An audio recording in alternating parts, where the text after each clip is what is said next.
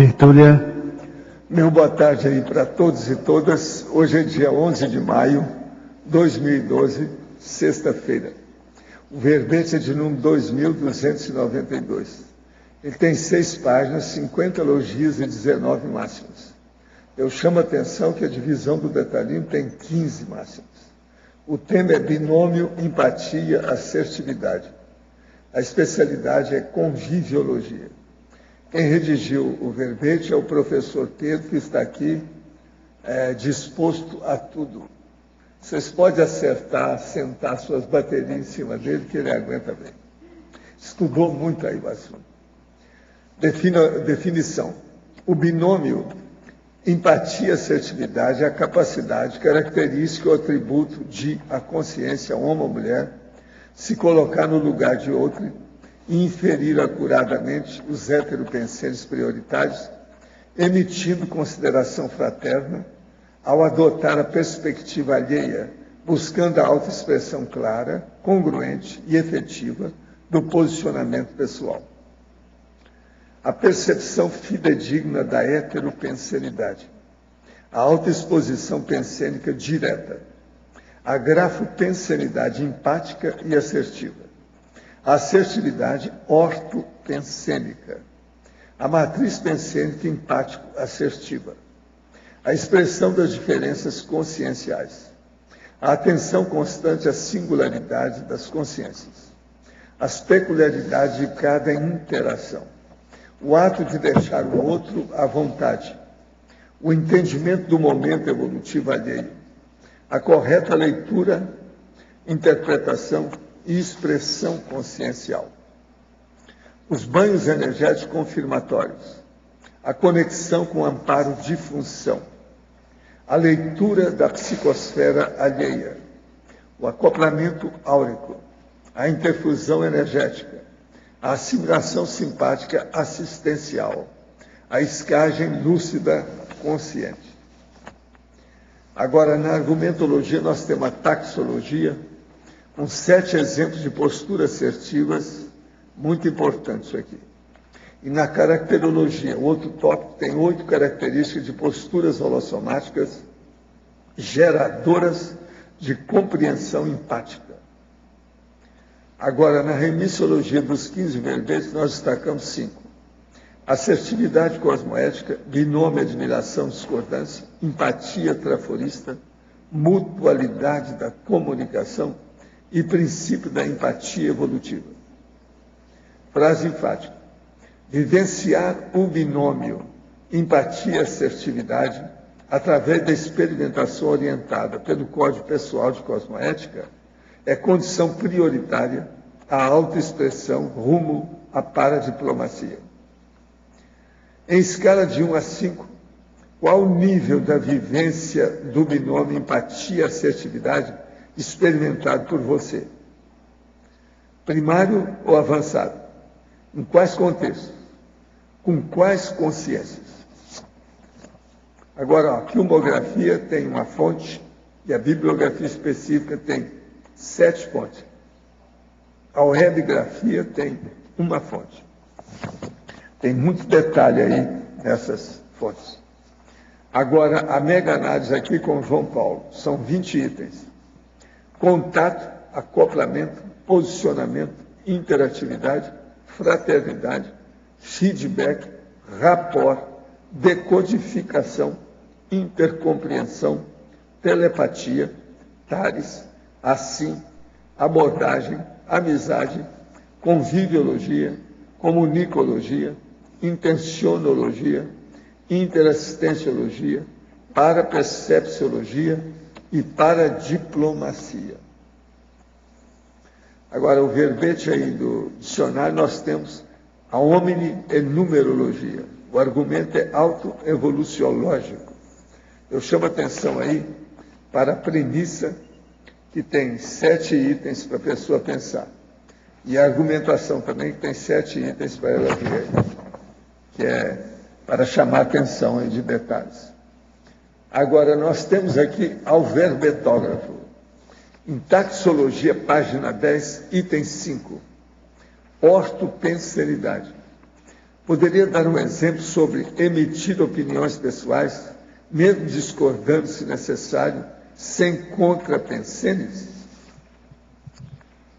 Nesse caso, a ortopensenidade envolve a pessoa ela discordar do que está sendo dito, porém mantendo a postura holossomática, sem gerar esse tipo de contrapensene contra a pessoa com que ela está emitindo a comunicação ou convivendo.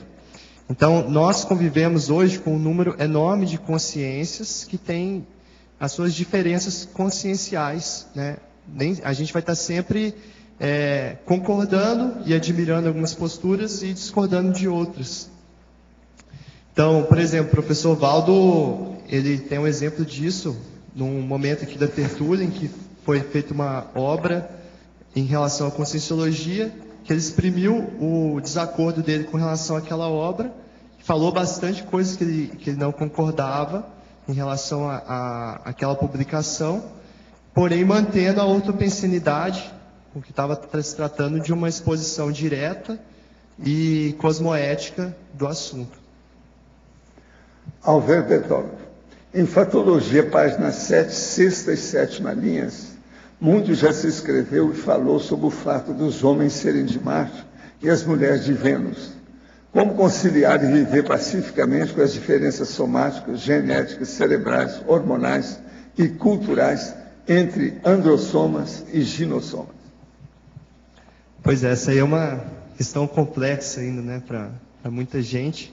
Essa questão da convivência, porque o que eu quis expressar aqui é as diferenças mesmo de gênero entre homem e mulher. E a consciência, ela está além de tudo isso, né? Além do próprio soma. Então é muito importante destacar essa condição. Porém, a gente tem que estar observando que tem certas singularidades que tem a ver com a questão do gênero, né? Então aqui as diferenças somáticas, questão fisiológica mesmo, questão genética, né? Mulher XX, homem XY. Cerebrais, hoje envolve essa condição de o tipo de predisposição que as mulheres têm a ter uma capacidade mais voltada até para essa abordagem aqui da empatia, enquanto os homens têm uma predisposição maior para a questão da assertividade. Eu falo isso de acordo com esse livro aqui, que chama Diferença Essencial. É um livro bem interessante, bem fundamentado em pesquisas de psicologia cognitiva, que o autor ele trouxe vários experimentos, né, trazendo essas questões de diferença cerebral e tudo. Porém, é que ele mesmo fala, isso é uma predisposição. Nada impede que, no caso, tenha por exemplo, o homem tem maior capacidade de empatia, apesar do ginossoma ter essa predisposição maior. Na questão de treinamento, questão de desenvolvimento das habilidades, porque a consciência está dentro do soma. Então, os outros tópicos aqui hormonais, tem muito a ver com o nível de testosterona, principalmente na formação do feto também, que envolve o desenvolvimento depois do soma. E culturais, que a gente está cheio aí de resquícios culturais, né, de como o homem deve agir, como a mulher deve agir. Então, eu quis ressaltar essas diferenças, porém o que eu vejo que é essencial, né, respondendo a pergunta que ele fez para uma boa convivência, né, eles buscarem exercitar o binômio empatia-assertividade dentro do laboratório da dupla evolutiva. Ou seja, sabendo que tem essas diferenças, procurar se colocar no lugar do outro, entender bem a condição do outro, que tem necessidades diferentes que um tem e o outro tem, que ambas são consciências, que têm lá os seus aspectos, as suas diferenças. E também saber expressar, né? Não pode ser só a doação ao outro, tem que saber expressar o próprio posicionamento. E esse ciclo, né, isso gera um ciclo, gera um sinergismo entre a dupla evolutiva, se ela consegue ter essa noção aí de aplicar esses conceitos. Que há diferença, a mulher é mais bacana do que o homem. Agora, a consciência não tem sexo. Agora aqui, ainda em Patologia, página 7, nona e 10ª linhas. Como captar a real essência existente na correspondência entre o relato do fato e o fato propriamente dito, sem as deturpações de quem relatou? Nesse caso, que eu vejo que é importante pesquisa de várias fontes sobre aquele fato, né? Para buscar chegar o mais próximo possível do que foi o acontecimento propriamente dito. Porque toda comunicação, ela passa pela interpretação da consciência que está emitindo aquela comunicação. Então isso tem bastante relação com um outro item aqui da fatologia, que é a distinção acertada entre observações, opiniões e juízos de valor. Porque o que acontece? Se a pessoa ela vai relatar um acontecimento, ela pode relatar como uma observação, ela está tentando ser o mais próximo, mais realista possível em relação ao fato. Ela pode emitir uma opinião, que seria uma observação com uma avaliação que ela tem daquele acontecimento. E essa avaliação, ela está sendo feita através de um juízo de valor. Esse juízo de valor, você estando consciente que as comunicações elas têm esse juízo, está atento, né? Como está sendo feita essa comunicação e qual o juízo de valor está por trás daquilo. Conseguindo separar esses itens dentro da comunicação, fica mais fácil você analisar os vários relatos e encontrar o que seria o mais próximo do fato propriamente dito. Ainda em fatologia, 8ª linha, a autoestima assistencial. O que você fala? Estão perguntando. Essa condição da autoestima é essencial, porque se a pessoa não tem, ela não consegue ter empatia pela pessoa com que ela está convivendo. Então a empatia, ela, ao se colocar no lugar de outro, se ela não tem a sua base firme, a sua base consciencial, que seria a sua autoestima, ela se deixa levar por esse estado de se colocar no lugar do outro e acaba atrapalhando mais do que ajudando no contexto. Então veja a autoestima aí como um fator essencial para conseguir chegar ao binômio empatia-assertividade. Agora, fatologia 10ª linha, a queda dos biombos interconscienciais. Então, através da convivência, a gente vai conhecendo melhor as consciências que estão ao nosso redor. E com a aquisição do binômio empatia-assertividade, consegue aumentar o nível, vamos dizer assim, de intimidade, de proximidade, de conexão entre as consciências.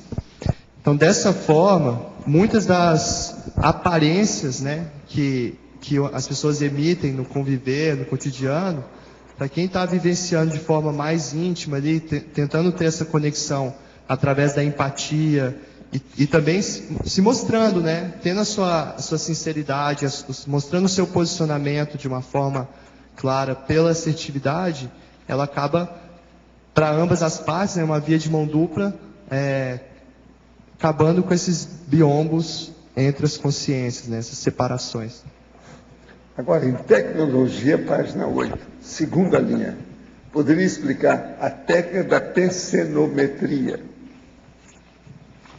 A técnica da pensenometria é você conseguir avaliar os pensenes, tanto seus quanto de outrem, né, de outra pessoa. Você conseguir, através de processo de indução, de conexão, de rapport, fazer essa leitura dos pensenes alheios. Agora, ainda em tecnologia, 3ª e 4ª linha, as técnicas histriônicas utilizadas com o objetivo de gerar maior rapport interassistencial.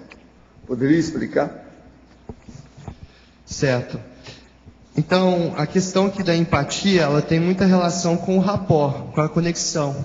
Então, eu vejo a possibilidade de aplicação desse binômio empatia-assertividade nos contextos interassistenciais.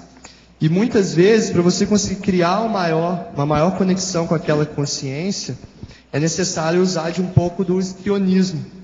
O histrionismo seria você trabalhar essa questão da postura, do olhar, da voz, do gesto, da forma como você vai se comunicar, de modo a criar essa conexão, né? E usando um pouco ali vamos dizer assim, um recurso teatral, de fazer algo um pouco além, assim, dentro da convivência, de você colocar um personagem, de certa forma, para criar essa conexão, usando do bom humor, elevando às vezes os ânimos, mas sempre com segurança até certo ponto, de modo que não passe do limite, né?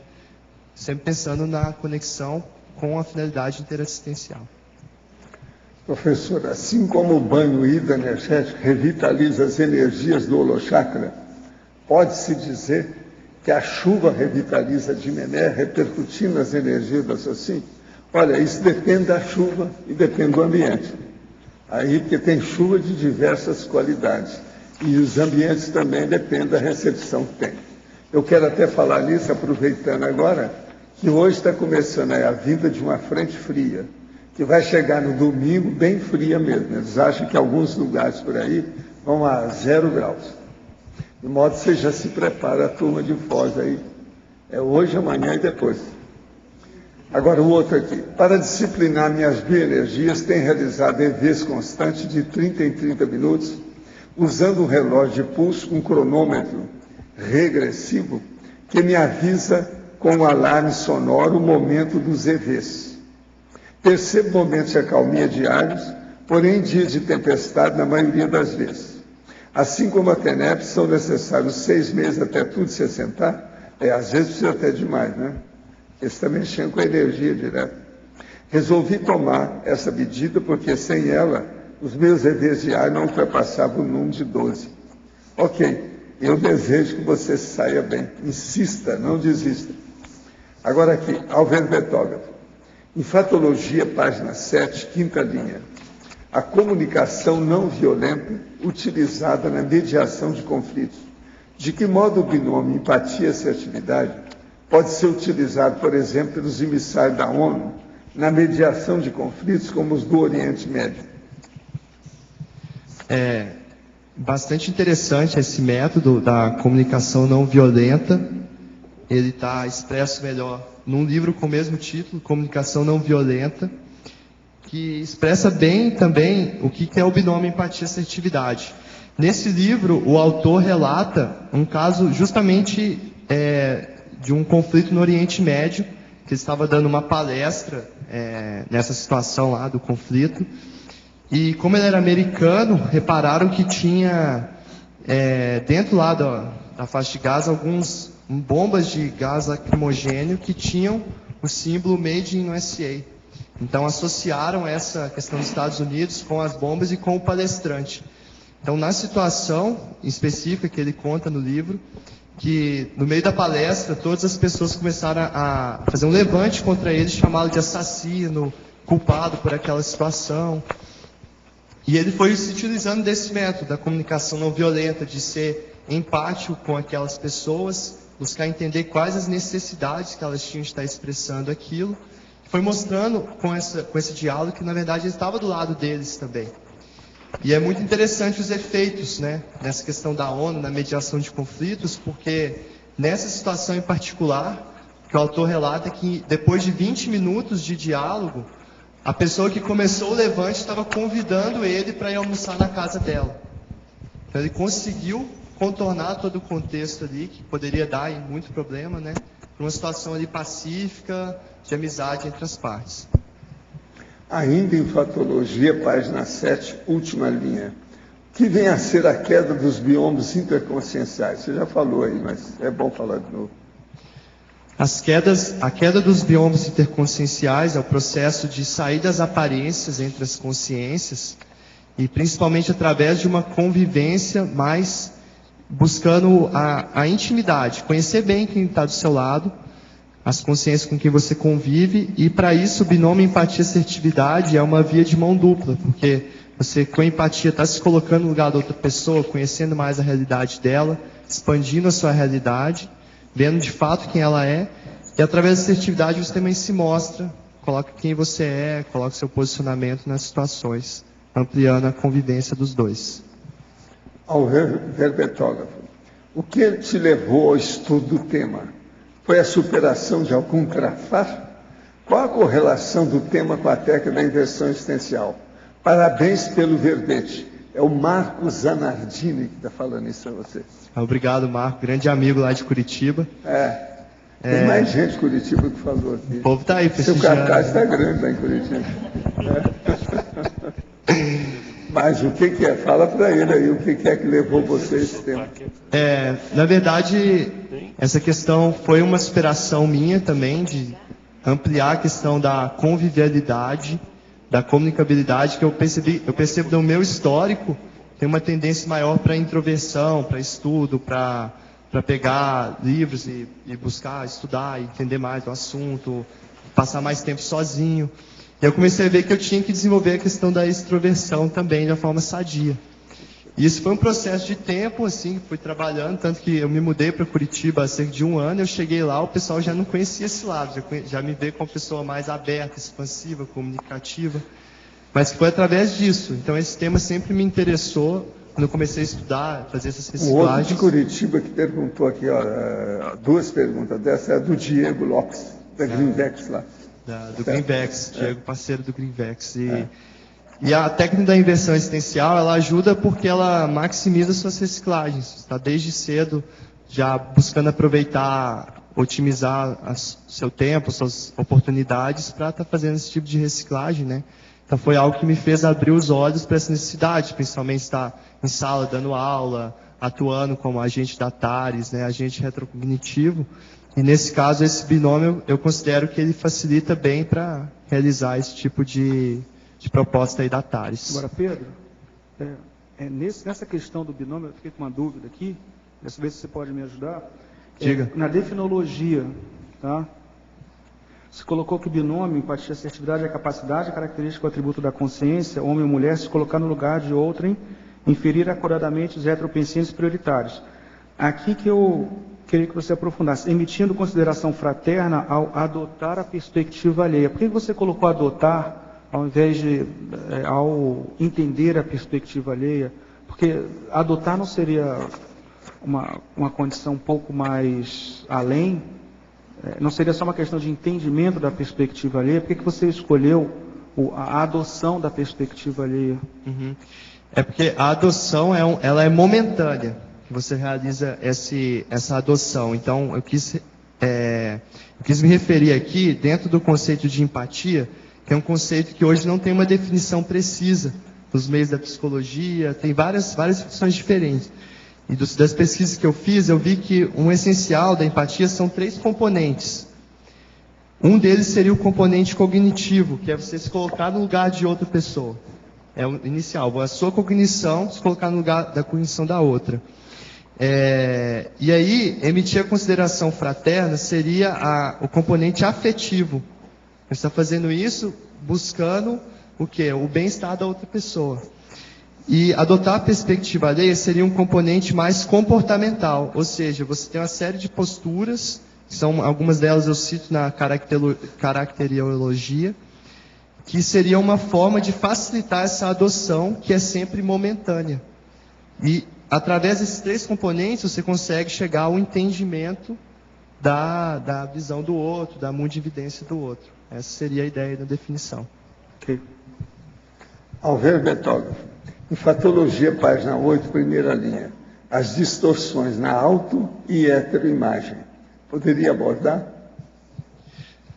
Então, o que eu acho bastante interessante desse tema é que a empatia e a assertividade, elas visam justamente a objetividade nos relacionamentos. Tanto a objetividade da interpretação que você tem do outro, como você se conecta com ele e da forma como você se expressa também, criando também essa conexão para o outro conviver bem contigo, te entender bem. Então essas distorções, elas atrapalham a pessoa conseguir atingir um nível real de empatia, porque ela não consegue ver exatamente quem ela é, a sua própria imagem, a forma realista, objetiva, e nem como os outros a veem. Então, o mais sério aí é a pessoa corrigir essas distorções, e aí uma técnica interessante seriam as técnicas de feedback, que constantemente fazem essa expressão, a pessoa atualizar a autoimagem e a heteroimagem, para poder ter uma vivência mais ampla aí do binômio empatia-assertividade. Em efeitologia, página 8, segunda linha. Os efeitos da sincronia emocional Poderia ampliar? Esses efeitos da sincronia emocional seria a empatia básica que existe nos humanos e em alguns animais também. Então, essa sincronia tem até na fatologia um item que é o choro empático. O que eu quis dizer com isso? Tem muito a ver com a sincronia emocional. Foi feito experimento, né, que colocou vários bebês juntos. Então, se um bebê começa a chorar, os outros começam a chorar também, sem saber por que eles estão chorando. Simplesmente quem entra em sincronia emocional, né? E a gente, ampliando também, não é só emocional, também o efeito energético ali que é gerado, né? Porém, isso acontece com todos nós, até uma forma de precaver certos conflitos, certos problemas no futuro. Então, por exemplo, se uma pessoa te conta uma situação trágica da vida dela, você entra em sincronia com aquilo. E se deixar, aquilo vai levando, e a pessoa, quando vê, já fez a assimilação, não consegue sair daquilo. Porém, acontece muito também em situações, por exemplo, num filme. A pessoa está assistindo o filme, vai se deixando levar, entra em sincronia. Quando vê o personagem lá, ela já está chorando junto na situação, ou está triste ou alegre, dependendo do contexto do filme. Então, essa sincronia emocional, ela não acontece só com seres humanos. Também tem pesquisas que mostram que com elefantes, golfinhos e os grandes primatas são outras espécies que têm isso de forma natural. E é uma forma de preservação da espécie. Então, se você vê se um animal vê o outro correndo, gritando, uma situação de dor, ele imediatamente entra em sincronia com aquela situação. E ou ele busca ajudar, ou então ele foge também para se preservar, né? Então isso vamos dizer assim, seria a nossa empatia primordial, essa capacidade de sincronia aí entre duas consciências ou dois membros da espécie. Eu queria dizer para vocês que a nossa amiga Aline trouxe aqui uma edição do Rousseau, que é o 3º centenário de nascimento dele. A obra tem 250 páginas, é a melhor coisa que já apareceu sobre Rousseau, que eu já vi até hoje. Eu estive já olhando, é impressionante. Matéria de documentação, tudo que tem aqui. Com ilustrações, detalhes, etc. Agora, foi feito pela Gallimard, publicou, mas o processo é oficial mesmo. É Rousseau et la Révolution. É a Assembleia Nacional e a Galeria de Tapisserie, que é de Paris. Agora, isso foi publicado no dia 6 agora do mês passado. Tem um mês.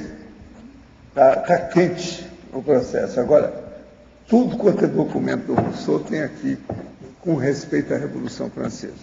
Junto com isso também ela trouxe aqui o TDC, que é do Jean-Jacques Rousseau, que é uma revista que tem aqui dados especiais dele, e foi lançado em janeiro desse ano. Com os detalhes lá, devido ao tricentenário dele. Uma beleza essa documentação que vai para a nossa holoteca. Professor, vai enriquecer muito o trabalho nosso lá. à sua frente aqui. Aproveitando aí, falando do Rousseau da França, atualmente teve ali as eleições, né, o presidente que estava, Sarkozy, não foi reeleito, ganhou do Partido Socialista. Como é que você avalia? O holandês é que ganhou. O Holanda. Do Partido Socialista, foi o que eu falei. O outro era húngaro, de pais húngaros. Mas como é que você avalia esse processo, essa mudança, dentro do contexto europeu, o processo da França? Não, eu acho que tem que mudar mesmo, porque eles estão em crise, né? A França não está bem, não. Está igual aos outros países. A situação precisa de ver, vamos ver se esse homem, o que vai fazer o Holanda lá. Vamos ver se a Holanda ajuda a França. Não é isso? Vamos torcer positivamente, pensar positivo para ver se eles arrumam. Mas estão precisando de ajuda. Está muito no buraco. Eu agora entrego o professor Pedro a vocês aí. Tá certo? Pedro, aqui em tecnologia, na penúltima linha, você fala da técnica da imitação evolutiva. Podia explicar essa técnica, por favor? A imitação evolutiva, Bárbara, seria a condição de você se espelhar em alguma consciência, que ela, vamos dizer, estaria dentro da hierarquia evolutiva um pouco mais além das suas capacidades atuais. Tem um verbete sobre esse assunto que explica bem também. Então, você pegar esses modelos, vamos dizer, um modelo que é positivo, que é cosmoético assistencial, e analisar friamente como é esse modelo e o que você poderia estar implementando, fazendo uma imitação que vai te ajudar também nas suas superações pessoais. Então, essa técnica da imitação evolutiva, ela também tem a ver com essa questão da empatia. E para você fazer isso, é preciso se colocar no lugar da outra pessoa. E entra muito sério aí uma questão das neossinapses relacionadas com os neurônios espelho, que está na seção de neossinapsologia. Esses neurônios espelho, eles geram essa capacidade de imitação. Então, a gente usa eles bastante na fase inicial da vida, né? Quando está bebezinho, infância, fazendo a imitação dos modelos. Porém, eles têm relação com essa capacidade aí de imitação, de absorção de características alheias. Obrigada. Pedro, na página 9, aqui em B, na página 9, polinomiologia, você pode aprofundar o polinômio observar, descrever, conhecer, controlar. Então, esse polinômio, ele tem bastante relação no processo de convívio. Você estando com a outra pessoa, iniciar através da observação, que isso evita qualquer tipo de apriorismo da sua parte. Então, você observar os fatos, observar como a outra pessoa funciona. A partir disso, você passa a descrever. Quando você traz para as palavras, quando você consegue trazer à tona, expressando verbalmente, ou mesmo escrevendo, né? Escrevendo você consegue elaborar mais. Você passa dessa forma para outra etapa ali. Você conhece melhor aquilo que você está observando. E conhecendo melhor, você consegue também ter um maior controle. Você consegue ampliar essa visão que você tem sobre aquele tema. Aqui eu estou trazendo dentro do binômio empatia-assertividade, dentro das situações de convívio, de comunicação. Porém, isso pode ser usado, dentro da ciência, é muito usado. Né? Tá. Esse controle é que eu não compreendi bem. Controlar. Não é um controle no sentido de ter total controle, né? Então a pessoa entra no que a gente chama aí da autocracia, querendo ter todo o controle sobre a situação. A ideia é que ela tenha mais domínio sobre as situações dela de convivência. Ela ganha até em autoconfiança, ganha nas relações, porque ela, tendo essa relação bem mapeada, bem descrita, bem conhecida por ela sabe, vamos dizer, onde ela pode pisar, até onde ela pode ir, como que ela pode conversar, tem mais a ver com autodomínio, não no sentido de um controle absoluto aí da situação. Tá bom, obrigada. Pedro, aqui, Arlindo, na página 9, neossinapsologia, as neossinapses associadas aos neurônios espelho.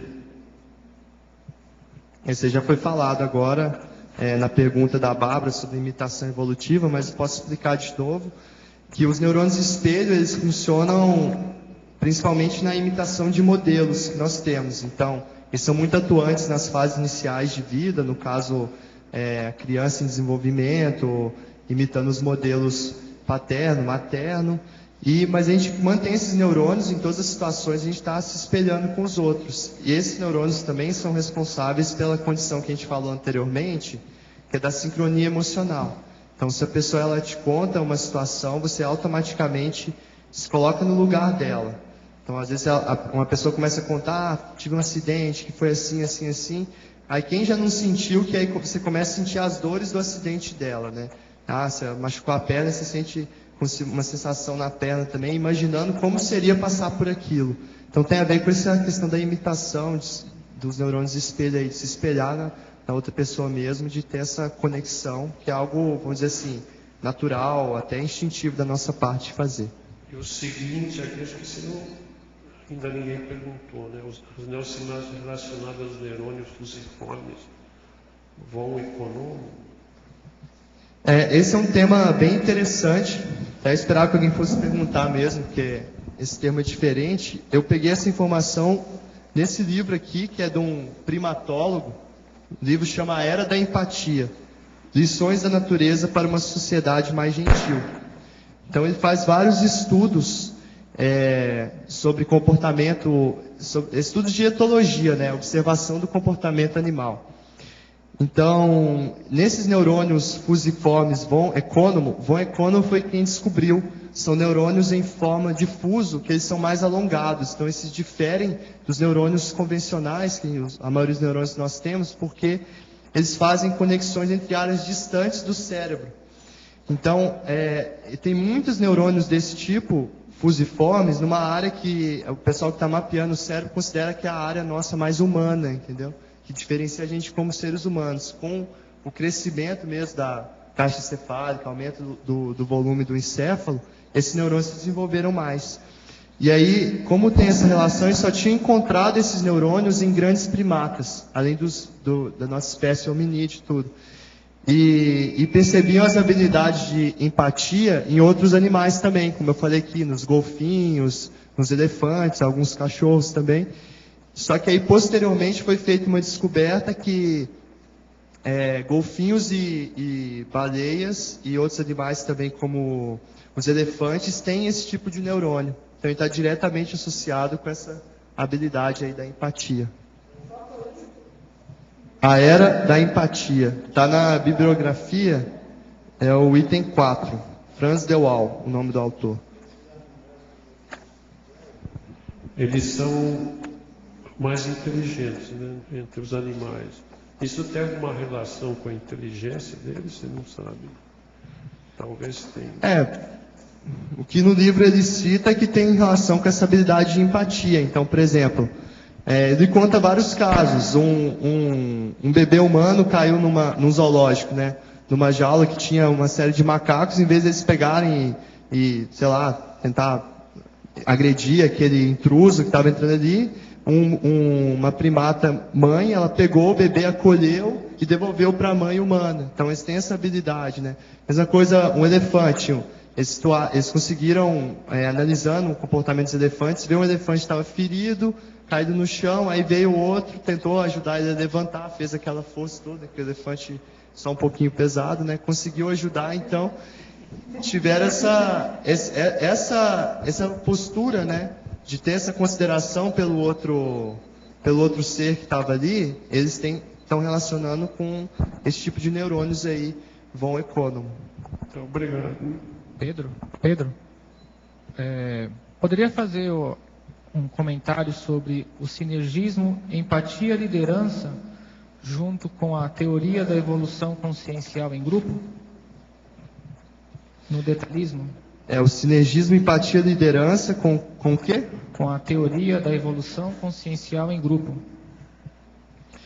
A questão assim, o sinergismo, empatia e liderança, ele está muito presente hoje até no ambiente corporativo, né? Porque os modelos de líderes que tinham assim alguns anos atrás era aquele líder mais impositivo, famoso chefe, né? Então não tem em mente aí. E era a pessoa que mandava, que dava as ordens, e alguns até entendiam isso como assertividade. E aí entra a questão da empatia hoje muito forte, que a gente vê que o líder tem que ter a capacidade de motivar as pessoas, de entender as necessidades dos colaboradores dele, dos liderados que ele está envolvendo ali, para ter uma melhor produtividade. Né? Então, dentro da evolução consciencial em grupo, isso é essencial, né? Porque tem até a questão do princípio de ninguém evoluir sozinho. Então, a pessoa que ela consegue ter a liderança com empatia, ela vai inspirar mais pessoas. E nisso ela consegue mais transformações e mais resultados efetivos que vão gerar um saldo evolutivo, né, para o grupo. Então, a gente vê, eu vejo isso muito forte aqui na seção da voluntariologia, que seria ali a tomada de decisões através de consenso grupal no voluntariado das ICs. Dentro das ICs hoje, se a pessoa ela quer liderar, quer estar na área de coordenação, ela não tem essa habilidade de empatia, dificilmente ela vai conseguir motivar os outros voluntários. Dificilmente ela vai conseguir chegar num consenso grupal de tomar certas decisões que são essenciais ali para aquela instituição cresça e tenha um bom saldo aí assistencial.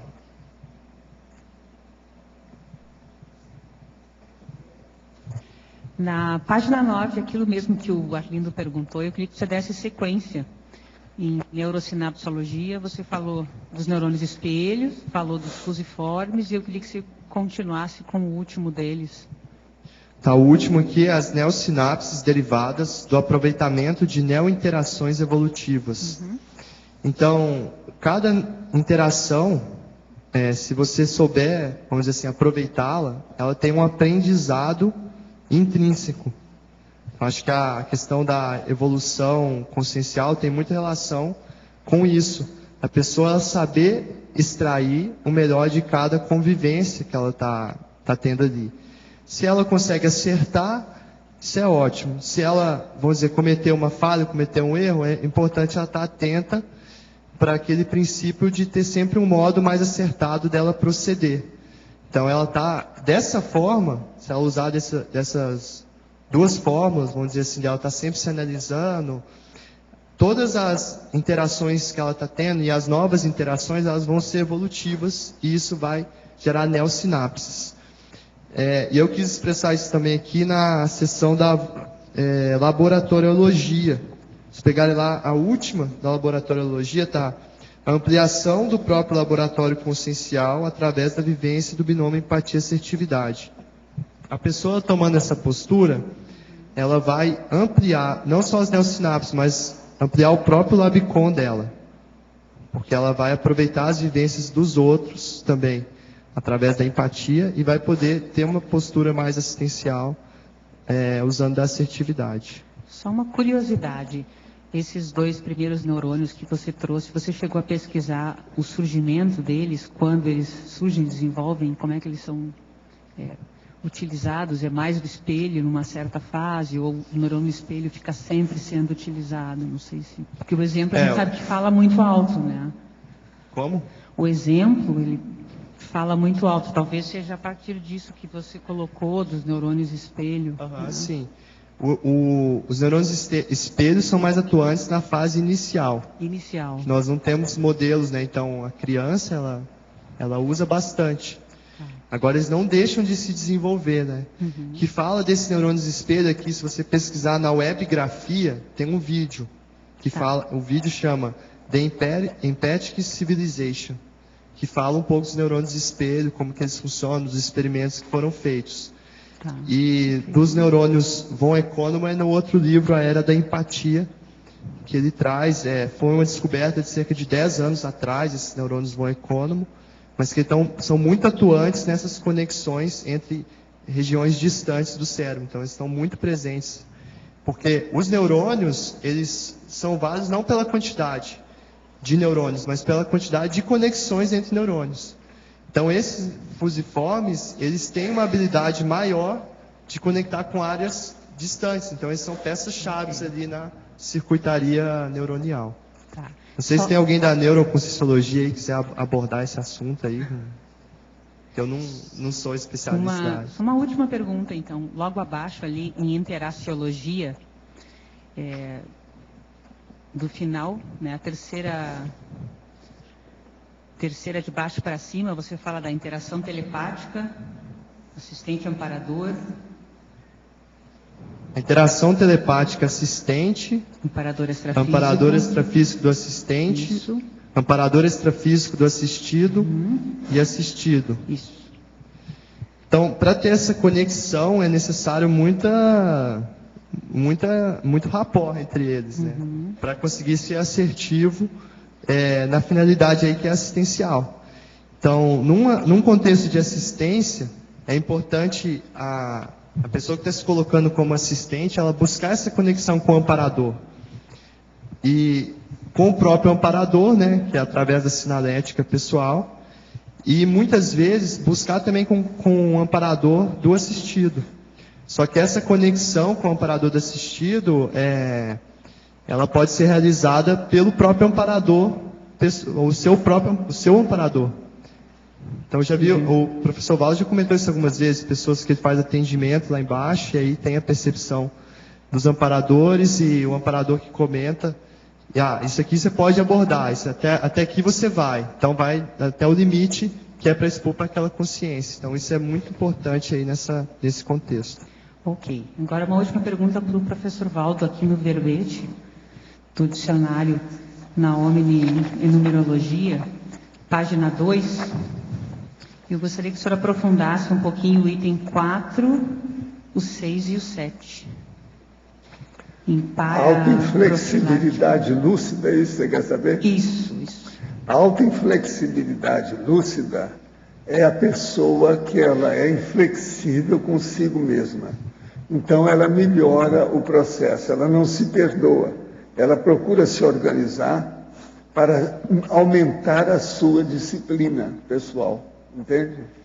Então a autoinflexível, ela é inflexível consigo. Ela é boa, abre mão, faz concessões com todo mundo. Agora com ela é brava. Agora o sexto, autorrigorosidade cosmoética. A pessoa é rigorosa com a cosmoética em tudo que ela faz, as ações que ela tem. E a ortoperemptoriedade intencional. É a hora que a pessoa deve ser peremptória, para ela não se acumpliciar. Tem a hora que a peremptoriedade é necessária. Mas é o que eu estou falando aqui, ela tem que ser orto, quer dizer, ela tem que ser cosmoética, evolutiva, interassistencial na história e intencional. Ela não deve fazer isso assim, por causa de pressão ou qualquer coisa, tem que ser pensado. Então, essa ortoperemptoriedade é uma das coisas mais avançadas que uma pessoa pode alcançar, porque ela está afirmando uma coisa que para ela, naquele momento, é definitivo. Entende?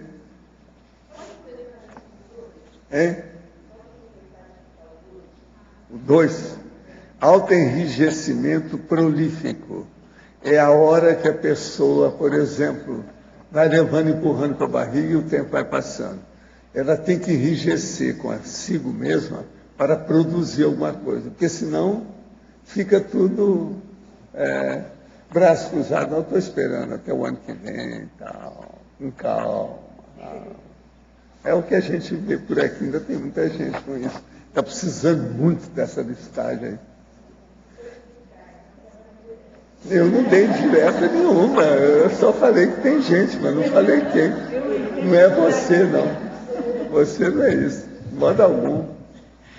Alverbetógrafo, enfatologia, página 8, primeira linha. As distorções na auto e heteroimagem. Poderia abordar, você já falou alguma coisa, mas volta a falar. Tá? Então, isso já foi comentado, mas as distorções na auto e heteroimagem, elas são impedidoras do binômio empatia-assertividade.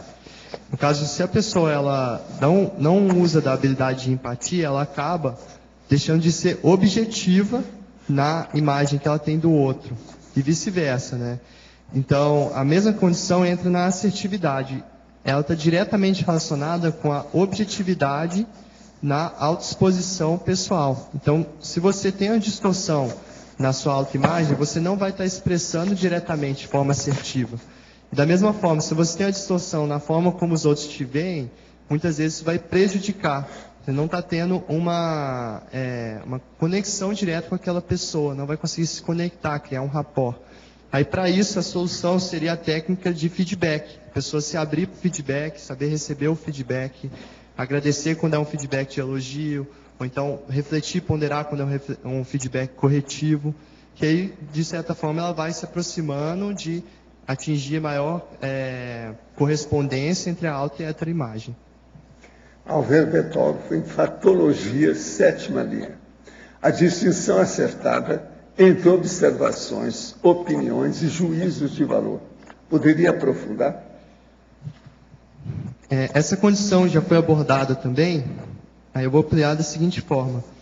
A gente tem, num processo de convívio, de comunicação, primeiro seria as observações, que seria a tentativa de descrição mais próxima do fato, do acontecimento ou do sentimento que a pessoa vivencia ou está vivenciando. Agora, quando entra a opinião já é uma observação com uma avaliação. Então, ela distorce um pouco o que é o fato ali, propriamente dito. E todas as avaliações, elas são estabelecidas, feitas, através de um juízo de valor. Então, se a consciência está atenta para distinguindo essas três condições, ela vai no processo de convivência, de comunicação, ela vai observar. Aqui ela está omitindo um juízo de valor. Isso é um valor para aquela consciência. Você vai estar entendendo um pouco mais as necessidades que aquela consciência tem. E aí, pelas opiniões, você consegue extrair esse suprassumo, que seria esse juízo de valor. Tem muita relação aqui na seção da trinomiologia, que é o segundo trinômio. O trinômio fato, autodiscernimento e interpretação. Então, através do autodiscernimento, você vai conseguir omitir menos, vamos dizer assim, opiniões com juízo de valor distorcido e mais observações racionais, lógicas, diretas ali sobre os acontecimentos. Estou passando por momentos de mudança, venho me empenhando no estudo da conscienciologia, voluntariado, GESCOM, domínio energético, mudança profissional, entre outras coisas. Nessa última segunda-feira, após o curso Ectoplasmia Interassistencial, ocorrido no fim de semana, me inscrevi no curso Profilaxia das Posturas Monásticas e fiz um EV bem intenso à noite e senti uma expansão ou soltura maior do holochakra. Nessa noite tive projeção interessante e acordei muito bem. Ao longo do dia comecei a ter um desconforto na ponta do lóbulo frontal, como se fosse entre o fronto chakra e o corono chakra. Inicialmente pensei ser uma escárdia, porém não consegui desassimilar com EVs e exteriorizações. Hoje, após 3 dias, está me deixando um tanto angustiado. Você teria alguma dica para me ajudar a compreender ou desfazer esse desconforto? Você deve passar por um exame, com os aparelhos para ver a sua cabeça, precisa ver o que é isso. Se o negócio está muito localizado no lugar, precisa ver. Outra coisa, o médico aí deve conversar com você sobre o processo, se você tem cefaleia, dor de cabeça, hemicrânia, ou qualquer coisa nesse sentido. Isso aí precisa ver a parte física. Professor, eu sou novo na conscienciologia, estou começando a aprender e tentando entender. E pelo que entendi, as religiões estão ligadas às baratrosferas, ou seja, comunidades espirituais, colônias que auxiliam aqui no nosso plano. Mas você não falou, né? São colônias brabas, sombrias, tenebrosas. Eu queria saber como faço para me livrar das influências dessas, a ponto de não depender mais delas e não sofrer com a interferência delas em minha vida. Como ficar protegido delas, como estar além delas. Olha, nós aqui indicamos o estado vibracional para aumentar as suas autodefesas com as energias. E outra coisa, abençoa todo mundo e deixa para lá. Não pensa mal nem nada. E outra coisa, olha na sua casa o que é que liga em matéria de objetos e joga esse objeto fora ou enterra tudo em algum lugar. Isso é a melhor coisa que você pode fazer para ficar livre dos bagulhos energéticos que ligam você a esse processo de assédio. Professor, estou no momento de tomar decisões sérias de minha existência. Entre as decisões está a minha mudança para Foz do Iguaçu.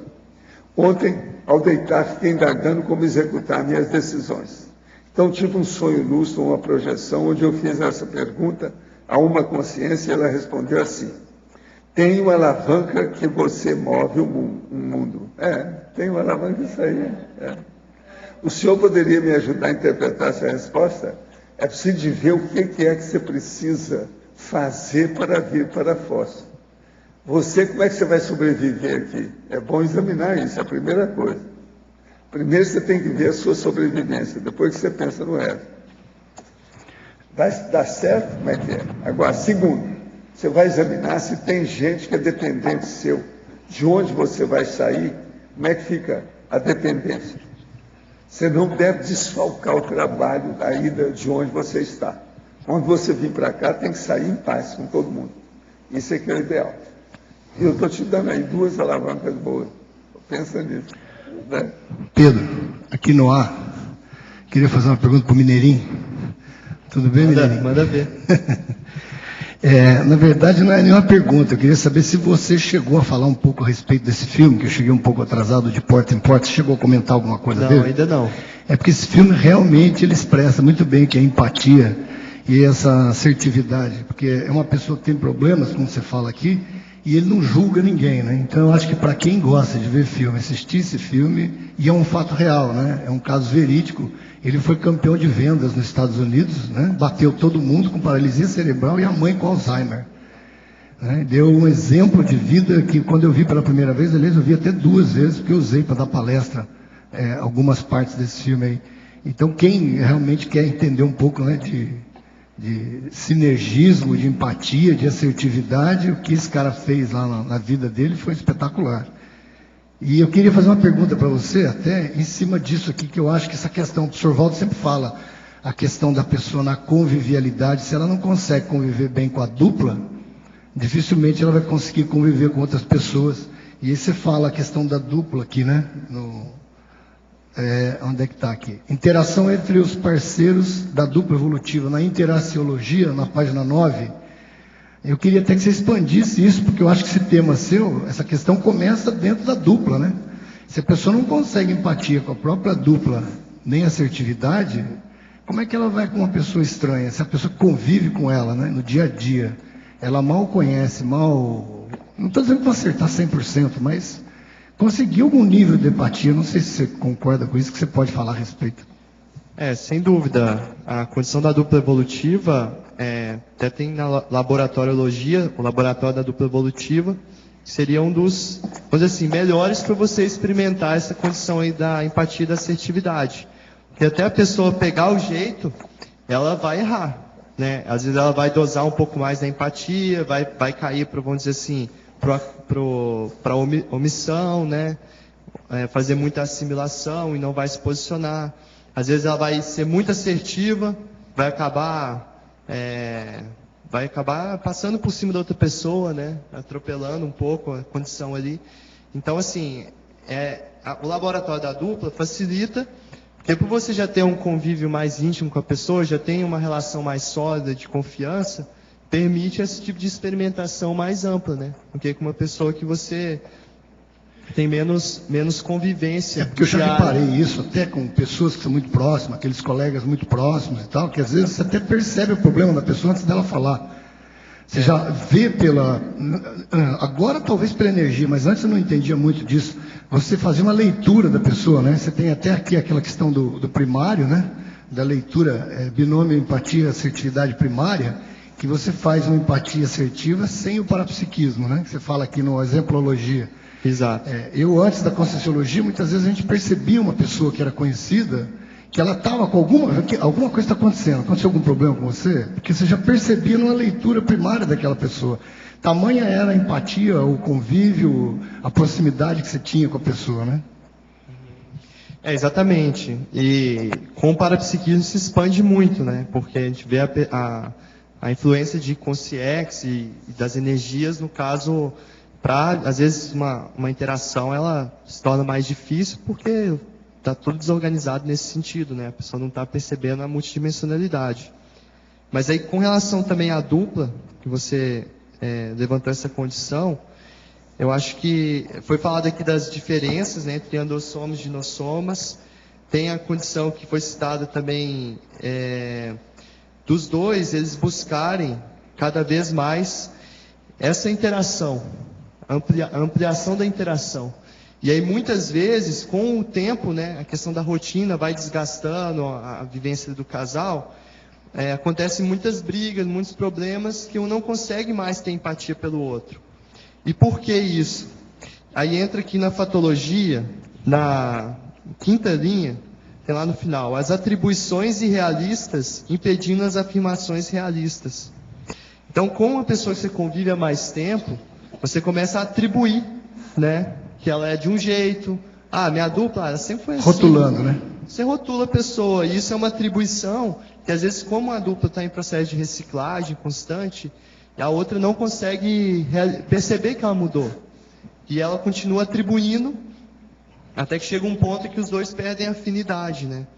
E isso, justamente, é o maior impedidor de uma convivência mais ampla, né? Então, o processo de empatia e de assertividade também exige o quê? A atenção constante. Você está tendo atenção constante com as consciências que você está convivendo, o jeito delas, porque a gente está em constante mudança também. Então é essencial ter essa percepção e não fazer esse tipo de rótulo. E aí, a partir disso, que eu vejo a possibilidade de entrar no sinergismo, e aí eu coloquei para reforçar também na parafatologia, a condição final ali do holorgasmo conjunto da dupla evolutiva. Se os dois não tiverem o sinergismo na convivência, não consegue atingir essa condição do holorgasmo, que envolve todo o holossoma e tudo. Tem que ter um nível bastante já estabelecido de convivência e de intimidade, né, para atingir aí essa condição. Eu queria também aqui, quando você colocou na caracterologia, na página 11, no número 6, você falou isso aqui, tudo aqui eu estou concordando, viu, Pedro? Está sensacional o teu verbete, está muito bom. Eu queria perguntar para você se você chegou a pesquisar a respeito de uma técnica chamada de espelhamento, em que você, quando está procurando fazer empatia com uma pessoa, você espelha os movimentos dela, para gerar uma certa confiança, uma certa igualdade, uma certa semelhança, que isso, no visual, a pessoa vai levando isso para o cérebro e vai entendendo que o outro é parecido com ela, vai se soltando mais e vai aumentando esse sinergismo, esse campo energético, esse acoplamento. Você chegou a perceber, estudar isso, pesquisar isso? Essa condição aí, o que eu vejo, ela desperta mais o que seria a simpatia, que é você gostar do outro, porque você está vendo o que você é no outro, né? Então, a empatia, eu vejo que uma postura melhor seria essa, mais uma postura aberta, mais neutra. Porque a empatia, ela não coloca julgamento, ela não coloca uma observação. Então, essa postura aqui que eu escolhi, ela seria assim, você se botar aberto, né, braços e pernas cruzados, indicando acolhimento e disponibilidade. Então, não é só a postura somática, mas seria a postura holossomática. Se a pessoa está certinha, com o corpo aberto, mas as energias abertas, as energias delas fechadas, não consegue criar conexão. Mas aí, nesses 8 itens, a ideia é tentar falar um pouco de posturas mais específicas. Eu vejo o espelhamento, ele pode ser usado... Isso, mas mais um, né? Pode ser usado, mas ele é mais gerador de simpatia do que de empatia. Legal, obrigado. E o filme aí vale a sugestão para o pessoal do Cineclube. Esse filme é muito passar bom. E fazer um debate que é muito bom mesmo.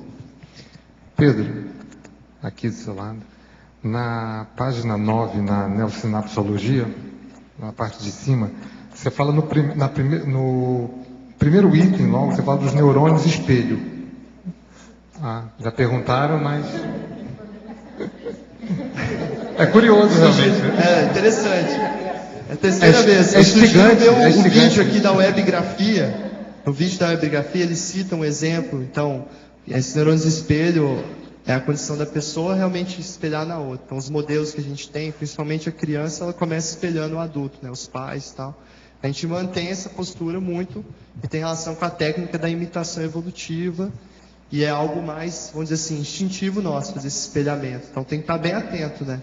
Até ampliando essa condição, tem uma condição que eu botei aqui no verbete, agora eu não estou lembrado, acho que é na tecnologia, a técnica do sobreparamento analítico. O sobreparamento, ele evita essa condição do espelhamento, ele se coloca acima, né? Porque o espelhamento ele também gera os efeitos de sincronia, você vai entrando em sincronia com a outra pessoa. Então, por exemplo, se eu te começar a contar de uma situação da minha vida, que eu sofri um acidente, machuquei tal parte, aí você já vai começar a sentir isso. Meio que naturalmente você começa a sentir, como é que é isso que ele passou. É algo instintivo, acontece. Então o sobreparamento se coloca além dessa condição, para a pessoa não fazer muita assimilação e conseguir prestar uma assistência mais direta ali, mas não cair na sincronia emocional, né? Isso é mais racional mesmo. Pedro, aqui na página 9, lá embaixo, na maniologia. Maniologia. Aprofunda para mim, por favor. Lá embaixo. Maniologia. A evitação da lalomania através do ato de pensionizar antes de falar. Então, a lalomania é a famosa pessoa que fala muito, né? Tem mania de falar bastante e tal, e vira um monólogo. Então, a condição que eu vejo como ideal numa convivência é você avaliar. Eu estou falando mais do que 50% num diálogo. Você está falando mais de 50%, está virando já um monólogo. Então, a pessoa, o ideal que eu vejo seria ela pontuar assim, você falar 40% e outra pessoa 60%. Mas lógico que isso depende do contexto, né? Estou colocando aqui num diálogo, um contexto igual é aqui, por exemplo, o professor ele tem que falar mais mesmo. Num outro contexto, por exemplo, numa clínica, um psicólogo fazendo atendimento, ele tem que falar bem menos, deixar outra pessoa falar. Agora, nessa condição aqui, a lalomania é aquela pessoa que tem o laringochakra desenfreado. Então, ela tem que buscar sempre, antes dela falar, ela pensionizar a respeito. E só ver se realmente é produtivo. Tem algumas amigas da gente, né? Assim, não é isso? Aí... Laringochakra fácil. Obrigada, Pedro. Professor Valdo, agora o senhor aqui no dicionário, Sim. no enunciado, o senhor coloca lá no finalzinho as falsas benesses da vida, displicente, espontânea, instintiva ou desorganizada. O senhor pode falar como evitar? Aquilo que a pessoa pensa que a vida dela está boa e ela não está fazendo nada, não vai resolver nada. Você vai espremer a vida dela, não tem nada. Ela perdeu o tempo, perdeu a oportunidade, perdeu as companhias, perdeu as energias, perdeu tudo. Isso aí é que é a coisa séria da história. São as falsas benesses da vida displicente. Então, se você deixar a vida correr, o instinto toma conta, aí vem a desorganização. A gente tem que pensar tudo racionalmente, ponderar, ver com lógica, procurar acertar mais, senão não dá certo. Está claro? É por aí. Agora, nós acabamos fazendo aqui duas enumerações, duas listagens para a pessoa pensar. Né? Eu falo aqui da anticatarse. Anticatarse, a pessoa que não quer fazer reciclagem. Então, tem aquele nosso amigo que insistia demais nas coisas, mas não queria renovar nada. Então, eu falei assim, você conhece aquele negócio que o povo xinga o outro e fala, vai te catar? Já viu? Então, eu vou te falar, vai te catar-se. Ele começou a rir, o negócio deu certo. Eu fiz uma piada baseada numa expressão chula. E deu certo. Vai te catar-se. Então ele entendeu. Eu falei, não é catar piolho, nem nada disso. É passar pela catarse, que é a renovação. Entende? Dá um jeito de fazer a ressex. A recim, no caso, é o mais importante, né? Que é a reciclagem intraconsciencial. De modo que se alguém aí precisar, a gente fala, vai te catar-se. Entende? Às vezes a pessoa entende, né? A catarse, o povo que gosta muito disso, é a turma da psicologia, né? Esse negócio do Freud e outras coisas mais, falam muito em catarse, mas isso é antigo. Entende? Precisamos da catarse, ela é necessária, não tem jeito. Agora, muita gente que tem experiência e que não tem catarse nenhuma, quer dizer, não resolveu nada na experiência dela. Entende? Ela não soube aproveitar a oportunidade. Tem tudo isso. Essas a gente tem que falar, vai te catar. Engraçado é que o povo fala, vai te catar. É só acrescentar o C. Entende? Parece até que vai te catar-se. Né? Professor, sim. O senhor falou hoje de manhã de 3 grupos, 4 grupos na realidade, o senhor trouxe hoje de manhã na conversa anterior ao almoço.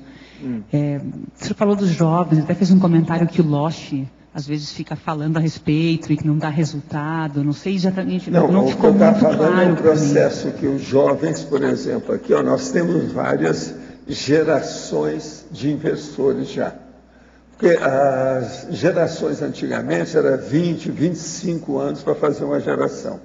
Hoje, com 9 anos, uma moça, uma menina, já está dando à luz. Então, o negócio é 10 anos só. Isso reduziu muitas gerações. Então, de lá para cá, a gente está vendo o povo que está chegando. E tem as características daqueles que ficaram, daqueles que chegaram mais cedo, daqueles que chegaram depois. Então, é ver quais são as capacidades que a pessoa jovem tem apresentado para essa catarse evolutiva, para essa renovação. É isso que nós estamos falando. Agora, tem várias gerações nisso. E é difícil localizar quem é quem. Só o problema dele ter nascido em certa época ou qualquer coisa, isso é relativo. Né? Porque precisa de ver o jeito. Porque às vezes tem uma menina que chega com 9 anos, que ela é mais madura do ponto de vista da inteligência evolutiva do que o pai e a mãe, que tem mais de 40 anos cada um. Eu já vi isso no Rio, já vi isso aqui, já vi isso nos Estados Unidos, já vi na Europa. Existe isso, tem uma nova geração que às vezes aparece verdadeiros gênios aí na história. Agora, com relação aos jovens, o maior desafio que o senhor traz sempre nas tertúlias é a questão da dispersão. Porque o Locha, há vários anos nós temos falado nas tertúlias. Eles quase não aparecem aqui. Quem é que é da Sintex hoje? Levanta a mão, vamos ver quantos tem. Ó, tem um, mas ele não é daqui. Ele não é daqui. Não, ele está indo para a Sintex agora, ele está fazendo força. Ele vai lá para ver se conserta isso. Para melhorar a nova geração. Ele vai lá para isso. Você está vendo? Pelo menos tem ele. É a esperança para a gente. Agora que ele está indo para lá. Não, mas é que hoje agora, tem pouca gente. O Pedro não serve, que é o Pedro de Curitiba. Eu quero ver quem está. Eu não posso exigir que o Pedro esteja aqui, está em Curitiba. Muito embora ele já veio aqui umas 4 ou 5 vezes. Não é isso? Ele até que é bem firme. O que tem Estou muito... sempre pelo teletertuliano lá, ouvindo as tertúlias. O que tem muito é o pessoal que passou por lá e abriu, né? E agora tem que resgatar o pessoal que está... Agora, essa primeira geração que apareceu no Instituto, com o passar do tempo, a gente cedeu todas as administrações, cargos e funções para eles. Eles praticamente que levantaram o Instituto. Então, isso aí é sério. Agora, essa nova geração é um pouco assim mais displicente. Parece que é o seguinte, eles se apoiam muito naquilo que já está feito. Então, deixa passar. Eu chamo isso de pecadilhos da mocidade, quer dizer, falta de experiência. Né? Sabe de aproveitar enquanto estão aí. Porque um jovem, ele não tem muita preocupação com a vida. O corpo dele não bate pino em lugar nenhum. Está tudo disposto para fazer as coisas, sabe? Ele joga ele assim em cima da cama, ele dorme. Entende como é que é? Porque geralmente ele está cansado. Então, veja, tudo, a vida fica toda fácil para ele. Então, ele não dá valor para o processo. Agora, com o passar do tempo, vem os processos. As funções vão exigindo que ele olhe mais o corpo, a vida, o jeito de ser, tudo que ele faz. Aí ele tem que atender muito mais. Aí ele vai chegar naquele momento da toalete. Então é a vida da toalete. Ele vai mais ao banheiro, tem que olhar uma opção de coisa. Agora, eu fico olhando, por exemplo, mesmo na minha idade, eu já tenho essas coisas todas da minha idade. Mas eu até agradeço, porque eu vejo assim do meu lado, tem uma opção de gente que é muito pior que eu. E outra coisa, mais novos. Isso é que é o pior. Entende? Mas eu pensei nessas coisas todas. Eu evitei muita coisa. Agora, o que não me ajudou foi que eu errei com a questão do infarto. E depois houve um acidente que eu não tive culpa. Né? Acidente não é fácil. Então, a vida a gente tem que contar muito com as doenças graves e com os acidentes graves. Isso aí também faz parte do serviço com o tempo. Isso aí muda o processo da personalidade e as reações dela. Essa condição do jovem, até queria acrescentar, que eu vejo muito sério o seguinte: a partir do momento que a pessoa ela quer aproveitar a existência dela e consegue elaborar, ver as condições de planejamento de vida, que é justamente a proposta técnica da inversão existencial, ela faz o planejamento, ela já não se permite mais estar perdendo tempo. Ela quer aproveitar, ela quer pegar justamente essas condições que você citou do soma, que está mais ajustado, alguma flexibilidade que ela tem de escolha, de horário, para ganhar evolutivamente. A coisa mais séria é criar a auto-organização. Ela arranjar bons hábitos, que ela se acostume com aquilo, para a vida ser mais produtiva. Com isso, ela dinamiza a própria existência. Então, uma das coisas mais sérias que tem é a auto-organização do jovem. É o mais sério, né? E o planejamento, ele atua sim, eliminando a dispersão. Chega na meia-idade, totalmente desorganizado ainda, dá pena. Então, eles não têm prioridade, desperdiçam o tempo, a energia, a oportunidade, as companhias, que é o negócio mais sério, são as companhias. Que é a companhia que faz o processo do grupo evolutivo, que é o compassageiro evolutivo. Isso é que influi na PROEX, na programação existencial. Então é seríssimo, entende? Agora, aqui, nós estamos agora com a PEX, que está criando muito a cabeça do povo sobre essas coisas, que é o que precisa mesmo, porque senão... Agora, tem uma série de perguntas aqui para você. Álvaro Bertol, poderia ampliar? Em Principiologia, página 8, terceira linha. O princípio da Kobayashi. Kobayashi consciencial recíproca. Aqui está escrito. Então, esse princípio tem tudo a ver com a condição ali da teoria da evolução consciencial em grupo. Por quê? Se a pessoa ela passa a ver que a evolução acontece em grupo, ela pega e todos os membros daquele grupo servem como exemplo para ela. E esse servir de exemplo é de observar como o outro se comporta na convivência, como é a relação. E entra o que a gente já citou aqui, aquela técnica da imitação evolutiva. Quando a pessoa faz isso, ela está servindo de cobaia com o seu próprio exemplo, e os outros estão servindo de cobaia para ela também, através do autoexemplo pessoal, né? Então, o que eu vejo de mais sério aqui, que é recíproco essa troca aí, que acontece entre as consciências dentro do grupo, e que dentro do binômio empatia-assertividade, se a pessoa não tem empatia, ela não consegue aproveitar dessa condição. Ela não consegue expandir o próprio laboratório consciencial, das experimentações pessoais dela, com os do outro. Porque ela está muito fechada dentro dela mesma. Então, ela não consegue chegar nessa condição de cobaiagem, até pela condição da assertividade atuar como um expositor. Então, ela vai expor as opiniões dela, o posicionamento dela, às vezes ela não vai acertar. Então, essa exposição leva ela também a ajustar mais rapidamente essas condições, se ela está atenta para essa teoria de evolução consciencial. Então, a gente sempre cita nos cursos, né? A pessoa que mais se expõe no curso é a que mais lucra, que mais está ganhando, mais está aproveitando o curso, que tem a ver com essa condição aí de ser cobaia, né? E aí entra também na teoriologia, lá, a teoria da aprendizagem social. Nós estamos sempre aprendendo com os grupos que a gente convive, né? Então, essa parte de ser cobaia um do outro é uma visão positiva, uma visão pelo exemplo, a gente está sempre aprendendo e trocando aí e evoluindo em conjunto. Em tecnologia, última linha, a técnica etológica do salto baixo. Essa técnica é a condição, né? O pessoal que usa salto alto, que se acha, né? Que tem o nariz em pé.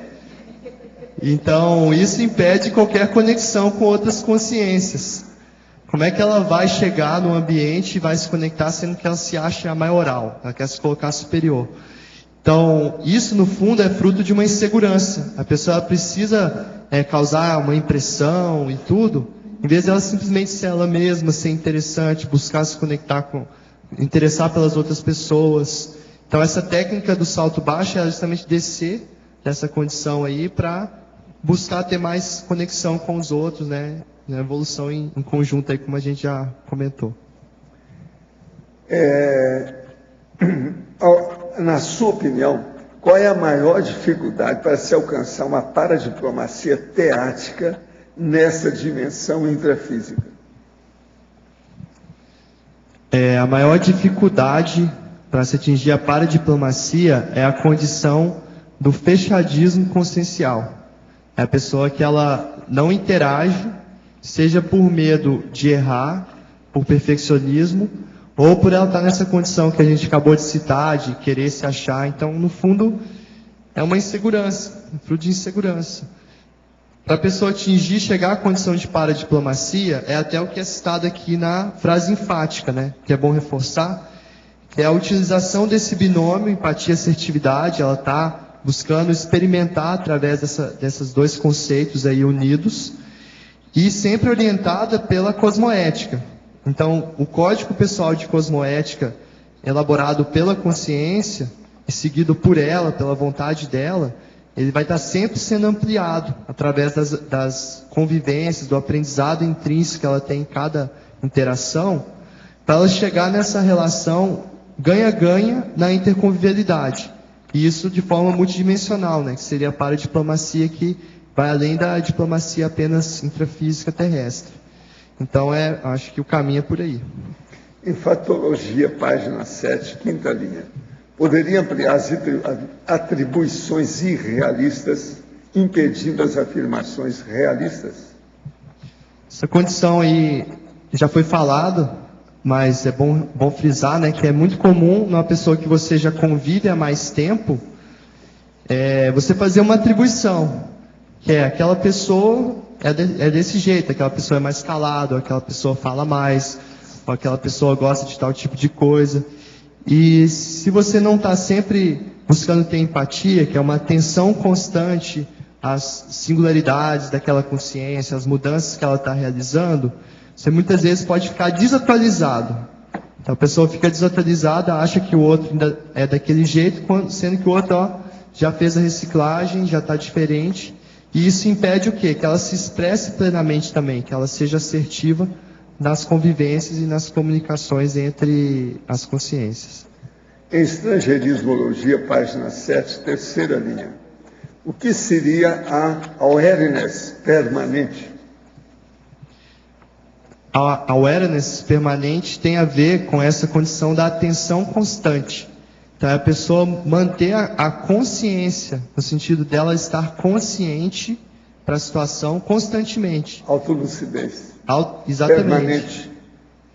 Então, até o professor Valdo fala bastante, estou preparado para tudo aqui, daqui 5 minutos estou sempre preparado para o que daí vier. Isso é a autoperconsciência também. É o outro nome. Agora, isso é dentro da autolucidologia. Isso é a recuperação dos conscientes. Tudo é a mesma coisa. Né? Exatamente. Agora aqui, polinomiologia, página 9. Poderia aprofundar sobre o polinômio ressexológico, impactar, tranquilizar, soerguer, motivar. Como identificar o melhor momento para colocar em prática cada ação desse polinômio? Exatamente, que é um dos paradoxos aí da empatia e da assertividade. Esse melhor momento, ele não tem uma fórmula fixa. Vai depender do contexto, vai depender da consciência, do nível de relação que você já tem com ela, do momento evolutivo que ela está vivendo. Tudo isso, se você pegar a fatologia e ir seguindo ela, vai ver que ela tem uma espécie de crescendo, ela vai ampliando. Então, para a pessoa estar atenta nos itens da fatologia na hora de buscar fazer a impactoterapia. Então, nesse sentido, você já percebe que aquela consciência ela pode mais, você não vai se omitir e vai falar com ela para tentar gerar uma reciclagem. De início, isso vai gerar um impacto naquela consciência, que ela pode se sentir mal, ficar com raiva de você, sentir que foi uma situação desagradável. Porém, aquilo vai fazer ela refletir. Então, ela vai estar refletindo sobre aquela condição. Por que aquilo aconteceu? Aquele desconforto faz ela refletir também. E aí é seguir os outros passos, né? Depois que ela refletiu, você ir tranquilizar ela. Não, calma, vamos lá. E começa o movimento de quê? Vamos superar essa condição, que é o soerguer e o motivar. Então, para isso é preciso o acompanhamento constante, né? A pessoa está bem atenta e buscando mesmo a intenção assistencial. Acho que se ela está com essa intenção, sendo empática, assertiva, ela vai achar o momento certo de fazer cada uma das etapas aqui. Em mitologia, página 9, o que leva uma consciência a querer agradar a todos? Que tipo de trafar ou dificuldade está por trás disso? Então, aqui eu coloquei o descarte do mito de agradar a todos. É aquela consciência demagógica. Ela quer fazer média, ela tem, vamos dizer assim, uma falta de autoconfiança, que ela precisa disso nos outros. Então, como ela não tem, sem essa autoconfiança, é impossível ela chegar a ser assertiva e se expor de uma forma, a fazer os seus pedidos, a expor suas necessidades, porque isso naturalmente vai desagradar uma outra pessoa que possa estar tendo um benefício com aquilo. Então, vamos dizer assim, uma ingenuidade. Acho que os trafares têm a ver com essa questão de agradar a todos, é uma inocência, uma certa ingenuidade que o caminho é por aí. Porque, por exemplo, se você está querendo agradar o assediador, fazendo média com ele, você está virando assediador também. Então não tem como agradar todo mundo. A ideia é que a pessoa, quando ganha uma vaia do assediador, ela está tendo, na verdade, um aplauso cosmoético, né? Então, se ela fica com medo de desagradar, no caso, as outras consciências e tudo, muito cheio de dedos, isso pode dificultar ela a ser mais assertiva, né? Então, é sempre pensando na questão da cosmoética e esse descarte do mito de agradar a todos. Professor, aqui no ar, o senhor pode expandir um pouquinho no dicionário o adendo? Está na página 2. Falar um pouquinho mais pouquinho mais sobre Vale isso. explicar que a autoexperiência da vida generalista é superior à existência dedicada apenas a uma especialidade de conhecimento, seja qual for. A dedicação à vida diuturna panorâmica, ao mesmo tempo intrafísica e multidimensional, faculta as abordagens ininterruptas da cosmovisiologia, expandindo as conclusões e achados do ego no contexto do universo.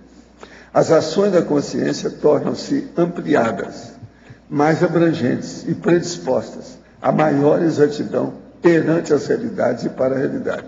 Então, aqui o que a gente vê é o seguinte: se você se dedica a um processo mais amplo, panorâmico, generalista, de abordagem, vamos dizer, mais universal para a própria humanidade, é superior a um processo menor.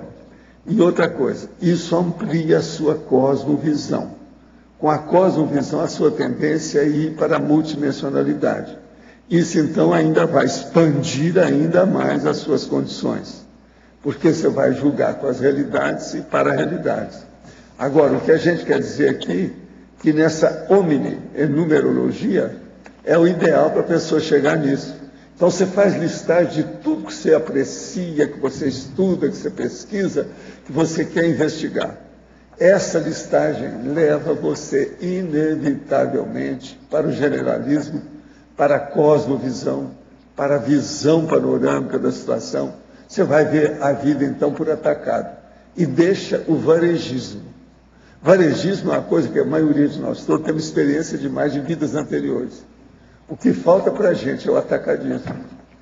Agora, o atacadismo não é atacar os outros. Vamos entender bem isso. O processo é fazer o problema por atacado, de uma maneira mais ampla, pública, maior. Entende? Isso e é o mais difícil que tem, porque tudo que você mexe com a multidão é mais difícil. É isso que eu estava querendo entender, porque eu faço uma ligação aqui da vida generalista com apenas uma especialidade de conhecimento. Então, o senhor está dizendo justamente o conhecimento mais amplo de tudo. Pois é. Que é o caso do serenão, por exemplo. É justamente isso. Você só deixa de ressomar a serialidade da vida humana se você dominar as coisas aqui. Como é que você vai dominar com uma especialidade só?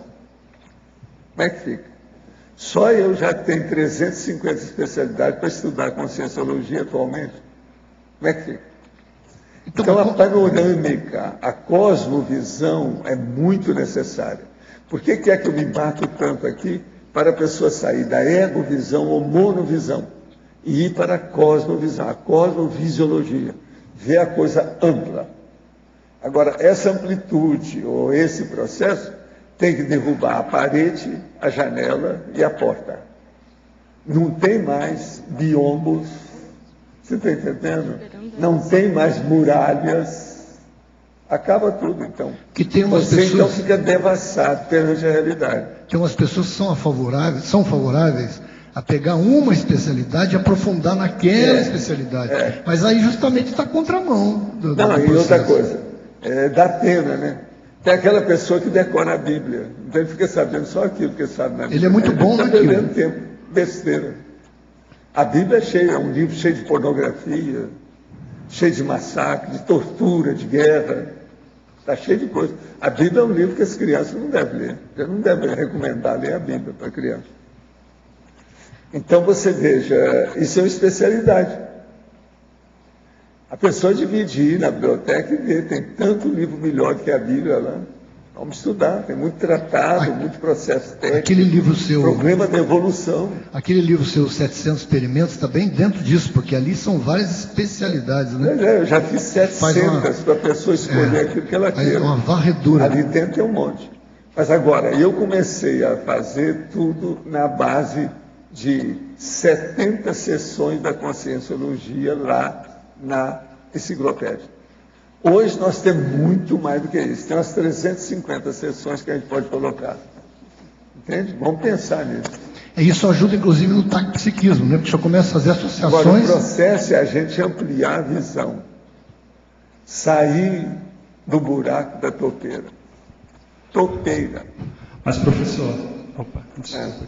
Mas, dentro disso, quando você trouxe aquele verbete erudiciologia, fiz uma pergunta parecida. Você falou que o bacana era a pessoa encontrar a raiz multimilenar da atividade a qual ela se dedicou, valorizar aquilo. É para detonar o trabalho dela, mas aquilo não é para finalizar. A gente nunca vai encontrar uma especialidade se você ficar só com aquilo. Isso é bobagem. Agora, é só para mostrar que todo mundo aqui já trabalhou com muitas especialidades. Se juntar, você é polivalente, você é versátil, você é poliédrico, tem muitas facetas na sua personalidade. Você vai ter a cosmovisão. Então, por exemplo, uma pessoa que tem um pouco mais de retrocognição, ela caminha para a cosmovisão inevitável. Aquilo praticamente se impõe a ela. Não tem jeito ela fugir disso. Porque ela tem visão de todo jeito. Por exemplo, uma pessoa que tem muita retrocognição, ela não tem mais racismo, ela não dá valor mais para as etnias, o processo de dinastia, da heráldica, tudo isso vai para o espaço. Acabou a aristocracia, acabou a monarquia, acabou tudo. Por quê? Ela viu que ela já passou por aquilo tudo. E outra coisa, está nessa miséria na vida dela. Às vezes num buraco daquele tamanho, cheio de trapalhos. Então ela fala, não, isso é loucura, eu tenho agora que me libertar. Vou dar um jeito, outros voos. É aí que muda tudo. Seria mais ou menos fazendo uma comparação, quando o senhor fala que o EV é o que abre a porta de todo para o que começa. A especialidade, ela abre, se a pessoa quiser, para outras. Ela abre, porque todo mundo tem que começar com alguma coisa pequena. 1 mais 1, 1 mais 1, 2. 2 mais 1, 3. E por aí vai. O processo é a soma aritmética das coisas. Professor Valdo. Não é fácil. Aqui no dicionário de argumentos, página 2, quando o senhor fala sobre a irracionologia, o senhor aborda essa questão das instâncias, né, das fases escolares da criança, onde deveria ser aplicada essa técnica, né, relacionada aqui na introdução, que seria, no caso, agilizar os autodesempenhos evolutivos e implantar a numerologia, listagem, as ordenações de todas as manifestações pessoais. Seria um processo didático que o professor deveria utilizar como... o que eu uso desde pequeno. Eu faço enumeração desde menino. Sim, mas isso em sala de aula, nas várias Outra coisa, fases... os meus livros têm enumerações. Onde tem mais enumeração é na enciclopédia da Conscienciologia. Você vai ver sempre isso, porque é inevitável, acaba tendo. A maioria da argumentação tem. Por exemplo, o nosso amigo aqui, o Pedro, ele fez 2 enumerações. Na taxologia tem 7.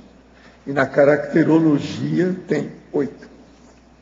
Agora, como a maioria também tem, a remissologia sempre tem 15. Sim, professor, de enumeração. Eu venho acompanhando isso nos verbetes, mas eu estou colocando em relação à transposição para Socino, no caso. Pois é, para Socino, para criança, coloca a enumeração em tudo, que tudo fica mais explícito e mais claro. É tudo pedagógico. Pois a enumeração, então a listagem. As pessoas não fazem isso porque dá trabalho, e elas às vezes são burralda, burrilda e burroide. Elas não têm ideia disso. Precisa de falar na história. Então, isso é muito importante, até para o aluno, né? Porque o processo é aritmético, isso não tem erro. É lógico. Entende? Se a pessoa erra numa listagem, ela colocou itens que não estão de acordo, aquilo aparece na hora. Ela aprende. É fora de série isso. E a valorização dele como aluno, no caso, listando o seu autodesempenho, isso aí para ele vai dar um exemplo. Uma criança, a hora que ela começa a fazer o processo de listagem, ela começa a ter uma visão de conjunto da coisa. Ela às vezes passa a perna nos adultos que não fizeram. Ela vai ver depois do morro, com visão curva. Ela vê tudo, mas... Então, professor, isso que eu queria que o senhor expandisse um pouco mais, que não ficou claro para mim. Quando a pessoa ela enumera, o senhor desculpa a minha ignorância, que não ficou claro. Você está desculpado e perdoado até o ano 3000. Obrigado. Por que quando enumera, expande assim tanto? Só o fato de enumerar, a pessoa Porque você já está classificando aquele material, querendo ou não, no tapa. Então a sua visão, ela se expande, ela é maior. Por exemplo, eu falo assim, aqui eu tenho o Arlindo. Agora eu viro e falo assim, eu vou dar sobre o Arlindo 5 trafares ou trafores dele. Vamos falar os trafores. Já muda tudo. Vocês já vão ver o Arlindo com outros olhos. Por quê? Ele fica mais composto. O senhor vai numerando e vai dando, se possível, até esses valores aí. Não, e você pode, notas. Em cada item, você pode dar detalhes, entrar, aprofundar. Ah, estou entendendo. Entende? Para a condição ficar mais óbvia, mais evidente. Entendi. É a comprovação da situação. É como se Agora, por exemplo, uma pessoa está falando de um assunto.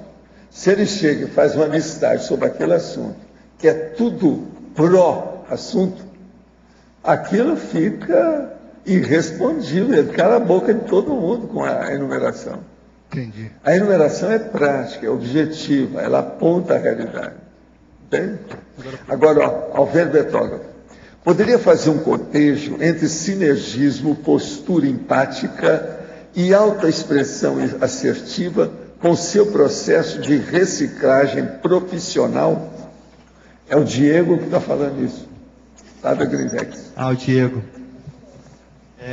Então, no meu caso é o seguinte, o Diego conhece bem a história aí. Eu tenho formação na área de artes, eu sou formado em música, no instrumento violão. Então, muito tempo eu atuei dando aula de música, estudando, fazendo performances, tocando. E aí comecei a pensar em fazer uma mudança profissional, que tivesse mais alinhada com os objetivos de vida e tal. E aí passei agora para fazer um curso de psicologia, na parte de formação também, e atuação na área profissional, financeira, com representação comercial. Então tem até a ver com o filme que o colega ali levantou, que o filme é a história de um representante comercial que ele tem que ir, no caso, os clientes, criar essa questão da conexão com eles, mostrar tudo isso. Você aprendeu com o filme? Hã? Você aprendeu com esse filme? O filme dá um show. Agora, escuta, Pedro, há quanto tempo você conhece a conscienciologia? 3 anos, cerca de 3 anos. Como é que é, gente? 3 anos. E vocês estão aí 10, 15, 20 anos. Como é que é? 3 anos. O homem está defendendo isso aí com uma facilidade de expressão. Você tem muita facilidade de comunicação. Você tem que dar valor para isso. Exatamente. Você é bom para falar e é bom para escrever. E até esse processo da música, 23. Ele tem 23 anos. Vocês não estão morrendo de vergonha, não? Ô Sérgio, o que é, Sérgio? Aqui, ó, aquele cara ali, ó, é doutor em Direito. Fora de série. Fora de série esse aí. Me conhece há muitos anos, tem livro publicado. Ele ainda não defendeu verbete nenhum aqui. Agora, ele é doutor em Direito. Uma cabeça aquele cara lá, ó. Tá na hora, né? Pois é, o cara tem 23 anos. Como é que é? Mas a sua saúde, Sérgio. Até queria colocar isso, professor. Obrigado aí pelo elogio. Mas assim, até o processo da música me ajudou muito nisso. Estava até comentando isso hoje de manhã, que você tem que ir lá apresentar, né? E geralmente era um recital solo. Pois é, agora ó, vamos falar com essa turma do Greenback lá de Curitiba, que você abriu o caminho. Fala com eles que o caminho está aberto, pode vir. Inclusive, eu tenho que fazer chamada para eles, que a gente agora fez eu acho que você devia de ajudar os caras. Né? Aqui, ó. Você, Pedro, devia de ajudar os caras em Curitiba a fazer os verbetes. Professor. O pessoal lá já levantou essa condição agora. Dulce e representante da Rosa lá. São as verbetógrafas MOR que nós temos aqui. Professor. Só antes eu queria levantar, o Greenvex inteiro fez o curso de verbetografia junto. Sei, mas então eu confio em você. Botar em prática, você pegou a bandeira e abriu o seu bandeirante. Só abriu o caminho agora. Você é o nosso bandeirante lá em Curitiba. Tá certo? O Pedro foi meu aluno em Belo Horizonte. Ah, foi? Nossa, em Belo Horizonte. Ixi. Eu sou mineiro, né? Pois é. Que vergonha total. Que vergonha. O cara saiu de Belo Horizonte. Você nasceu em Belo Horizonte? Eu nasci entre Rios de Minas, interior de Minas. Ah, sei. Quer dizer que nós somos mais ou menos contemporâneos. Por aí. Professor, por isso que eu chamei de Mineirinho, que a gente fez o curso junto, a gente chamava ele de Mineirinho. Por isso que o apelido dele é Mineirinho. Fala Mineirinho, que esse sotaque dele. Agora, o cara está com 23 anos, vocês viram a facilidade que ele tem de expor o processo? As palavras no lugar, isso não é para qualquer um. É isso que eu falo da nova geração. Esse cara, de onde é que ele veio? Qual curso intensivo que você fez, ô Pedro? Isso aí tem que pesquisar. O seu curso deve ter sido melhor do que o meu, porque ele é mais novo, curso mais novo. Eu estou 80 anos fora dos cursos intensivos. Agora você não, você está há 23. A diferença é o trabalho que o senhor desenvolveu aqui evoluiu os cursos intensivos lá, né? Não,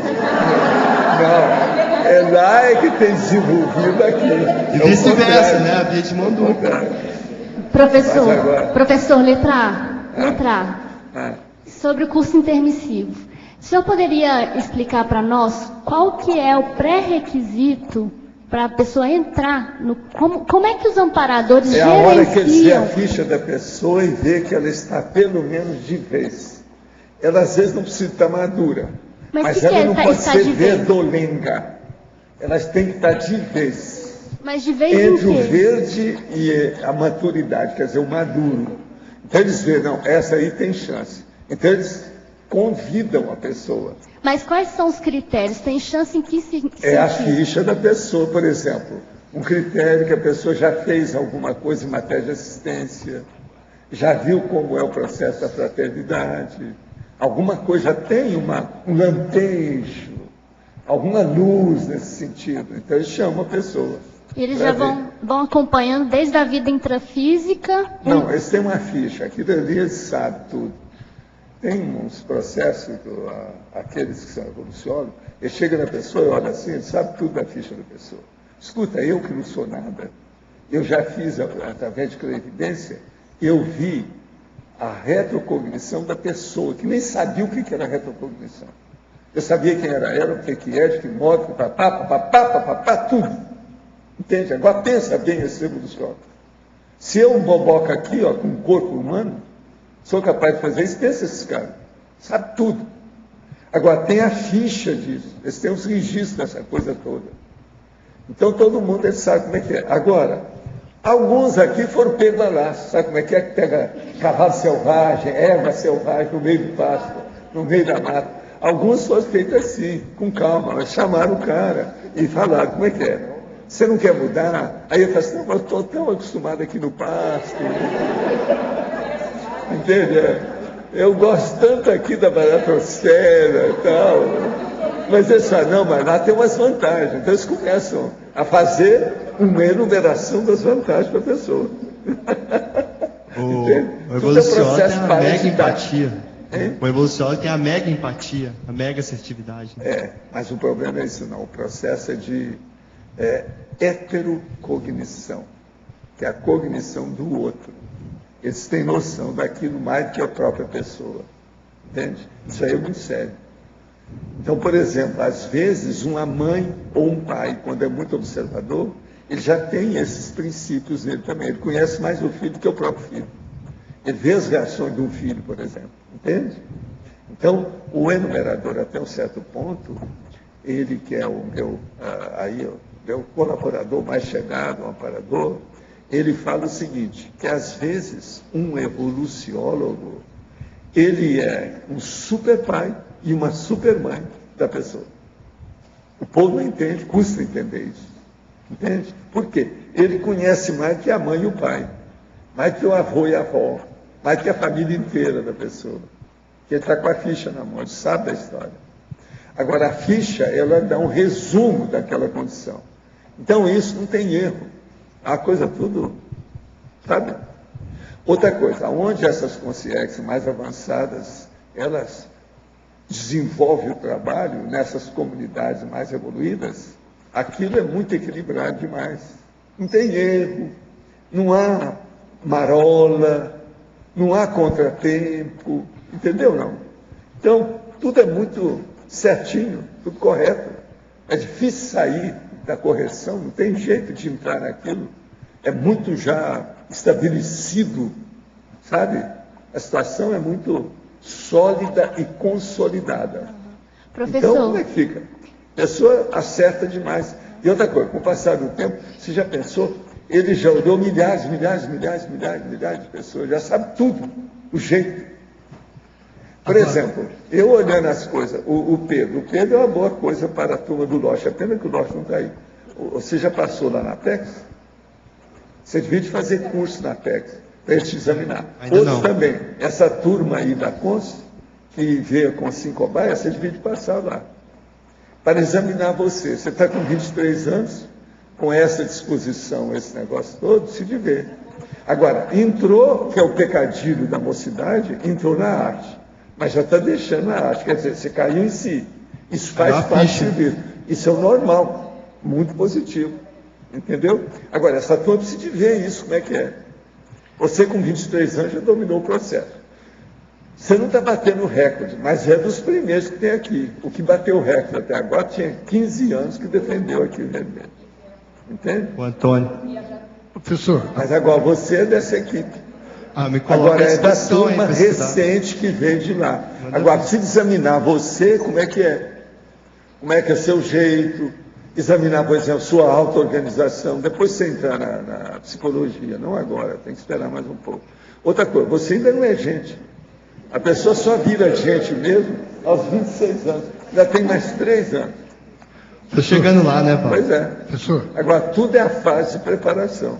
Você está na fase de preparação ainda, você está indo muito bem. Você já escreveu algum artigo? Vou apresentar no Sinvex, convido a todos bom, aí então esse ano, o 10º Sinvex, comemorando aí os 20 anos de Greenvex. Então tá bom, é por aí. Eu queria voltar no evoluciólogo, como o senhor falou.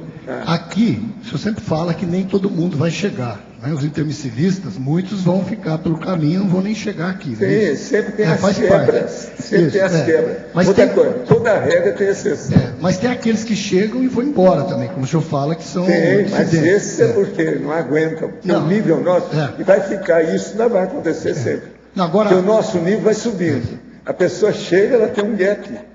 Que às vezes ela está chegando atrasada, é aquele retardatário evolutivo, proexológico, existencial. Do jeito que tem os retardatários aqui, ó, da nossa assembleia aqui, esse julgamento de Nuremberg que tem aqui, entendeu? Mas a minha pergunta é em cima do evoluciólogo. O evoluciólogo ele tem um grupo também de consciências que ficam sobre responsabilidade. Esse, por exemplo, o Tuareg chegou aqui, é gente lá, então, assessor. A minha pergunta é o seguinte, ele também perde consciências? Por exemplo, a consciência desgarra do grupo dele? Não, ele não tem isso. Ele trabalha para ajudar todo mundo. Mas quem ele não tem um grupo. Ter, muito bem, quem não quiser, não quer, igual eu. Mas ele tem um grupo. Eu não tenho um grupo, não. Todo mundo é do meu rebanho. Não existe isso. Não tem aquele quem quiser, vamos trabalhar junto. O problema é esse. Se o senhor não falou que existe um grupo de pessoas que ficam com aquele evoluciólogo. Estão integrados, isso é outra coisa. Eu tenho um monte de gente. Por exemplo, eu não arranjei aí para ver o processo do dicionário 12 camaradas, homens e mulheres, que eu escolhi para fazer a revisão. Isso é uma turma integrada, é gente que entende o assunto, que eu também não sou bobo.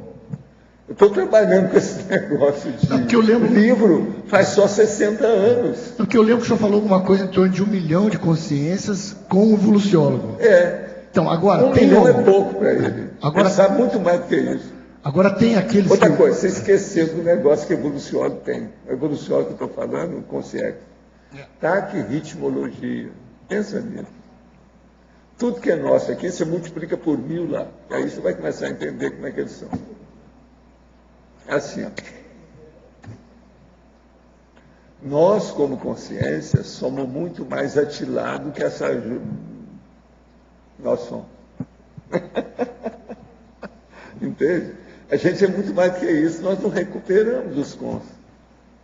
Agora, esses camaradas não, eles trabalham lá, que é uma fera. Eu estou falando de evoluciólogo, eu não estou falando ainda de serenão. Se a gente for falar de serenão, então muda tudo. E tem alguém que desiste do intermissivo lá no meio, que sente que o negócio está tem gente que começa, não se sente bem, se sente peixe fora d'água, dá problema para ele entra em paradepressão da baratosfera, entende? Aí tem que ajudar, etc. Mas no Pombal tinha um monte de gente assim. Mas chega a ir embora, professor? Chega a sair, desistir? Chega a sair, desistir? Não, é a gente dá liberdade, ninguém prende ninguém. Você não faz estupro evolutivo com ninguém, a pessoa tem liberdade de fazer o que bem entender, né? O processo é dela. Tá certo? Agora, ó, eu espero mais 200 verbetes da sua parte. Você está com 23 anos, você tem muito tempo para fazer. Olha bem, ó, meu dedo no seu nariz, está aqui, ó, tá bom? Vamos em frente. E viva a psicologia, tá certo? Isso é bom para você, vai ser bom. Os nossos comerciais, por favor. Obrigado. Hoje tivemos 43 assinaturas no livro de presença, 20 perguntas presenciais e 16 perguntas online. São todas elas. Os recados de hoje são da Bárbara e a Mir sobre o curso Pacificação Íntima e a Maria Isabel sobre os trabalhos na holoteca. Boa tarde, eu estou aqui para convidar vocês a participarem do curso Pacificação Íntima, que acontece nesse domingo, dia 13 de maio, Dia das Mães, boa ocasião para a gente se pacificar, no campus do discernimento, na sala de aula da CIP. Esse curso vai ser ministrado por mim e pelo professor Mário Oliveira, é um curso de só um dia, sem pré-requisitos. Então, na parte da manhã, eu vou estar apresentando todos os meus resultados de autopesquisa na saída da postura belicista para a postura da paz. E na parte da tarde, nós vamos ter um campo bioenergético, que vai ser dado pelo professor Mário Oliveira, com o objetivo da gente aprender por nós mesmos a fazer um campo desses para pacificar ambientes, para limpar rastros pensênicos. Os interessados no curso podem procurar a CIP no telefone 2102-1421 a partir das 15 horas ou me procurarem aqui no CAEC. O curso está no valor de R$ 80 e ocorrerá agora no dia 13 de maio. As datas são limitadas, então, por favor, os interessados procurem logo a CIP ou a mim, tá bom? Muito obrigada. Boa tarde a todos. Nós vamos continuar com o trabalho de organização do acervo da holoteca neste sábado, dia 12 de maio, das 18 às 21h30. Terá uma aula de taxologia com o professor Antônio Augusto Gurgel. Participe. Obrigada.